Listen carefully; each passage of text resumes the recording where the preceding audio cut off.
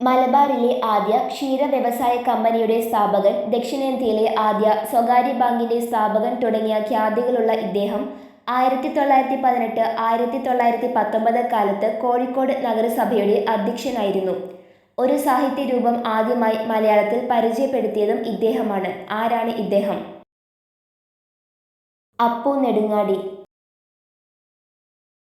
കേരളത്തിലെ ആദ്യ വനിതാ നിയമബിരുദധാരിയായ ഇവരുടെ പേരിലാണ് ഇന്ത്യയിലെ ആദ്യ വനിതാ ജഡ്ജി, കേരള ഹൈക്കോടതിയിലെ ആദ്യ വനിതാ ജഡ്ജി എന്നീ നേട്ടങ്ങൾ.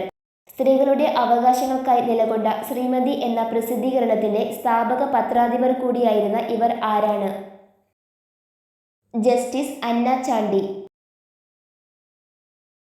1866 കേരളത്തിലെ ആദ്യ കർഷക സമരത്തിന് നേതൃത്വം നൽകിയ ഈ സാമൂഹിക പരിഷ്കർത്താവ് കേരള നവോത്ഥാന ചരിത്രത്തിലെ ആദ്യ രക്തസാക്ഷിയായി കണക്കാക്കപ്പെടുന്നു. 2022 പുറത്തിറങ്ങിയ 19-ാം നൂറ്റാണ്ട് എന്ന ചിത്രത്തിൽ സിജു വിൽസൺ അനശ്വരനാക്കിയ ഈ വ്യക്തി ആരാണ്?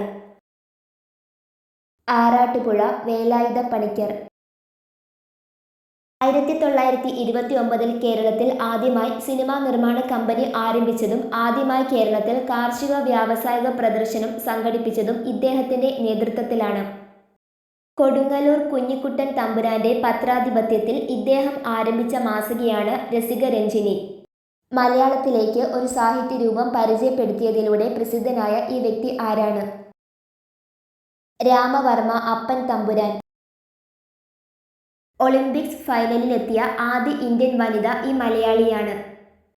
നാമനിർദ്ദേശത്തിലൂടെ രാജ്യസഭാംഗമായ ആദ്യ മലയാളി വനിത എന്ന ഖ്യാതി കൂടിയുള്ള ഇവരാണ് ഇന്ത്യൻ ഒളിമ്പിക് അസോസിയേഷൻ അധ്യക്ഷയായ ആദ്യ മലയാളിയും വനിതയും. ആരാണ് ഈ കായിക താരം? പി.ടി. ഉഷ.